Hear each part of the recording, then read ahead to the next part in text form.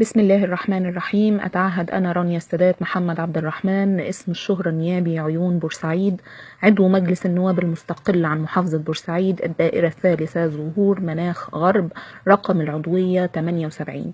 أنني أتحمل كامل المسؤولية الشعبية والنيابية والدستورية والقانونية لتدشين استمارة الإقالة الشعبية للسيد اللواء أركان حرب عادل الغضبان محافظ بورسعيد، ومناشدة فخامة رئيس الجمهورية أن يصدق عليها تنفيذيا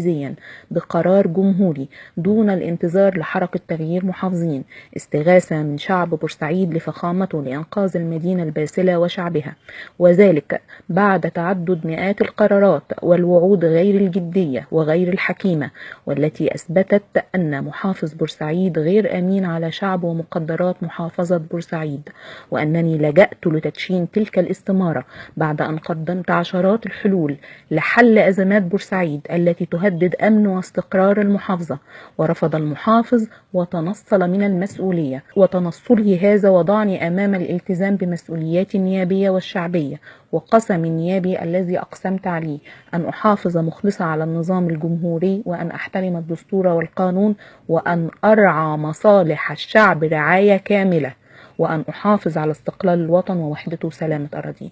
متعهدة أمام محافظتي وبيت مجلس النواب والأجهزة السيادية والأمنية وكل المعنيين بالأمن القومي بالدولة والمحافظة أن لا علاقة بأي مواطن بمسؤولية تدشين تلك الاستمارة غيري، وعلاقة المواطن بها فقط هو إرادته لحضور منبره الشرعي والقانوني لخروج الاستمارة، وهو مقر النيابي الذي يكفلها له لملئها وتوقيع عليها بالموافقة على الإقالة مسببة، منوهة أنني رفضت توصيل صوت محافظتي بعد أن اعتلت صرخاتي على مدار عام ونصف في كل منابر سلطات مصر التشريعية والقضائية والتنفيذية لوقف ما يقوم به السيد المحافظ من أعمال ضرر لبورسعيد عن وعي أو غير وعي. وعلى الرغم أن أهل بورسعيد ينتظروا مني إشارة البدء بالنزول لتوصيل صوتهم لفخامة الرئيس، ولكن حرصا على مصلحة وطني وما تمر به البلاد من فترات عصيبة وفرض حالة الطوارئ أتصدى لذلك وأرفضه، ولكن اخترت لهم وسيلة لتؤدي نفس الغرض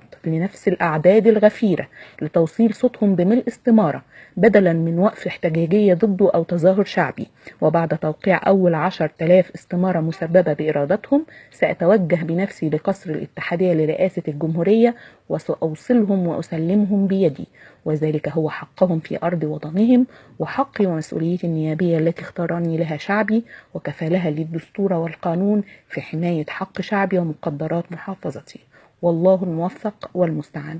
رانيا السادات. شكرا.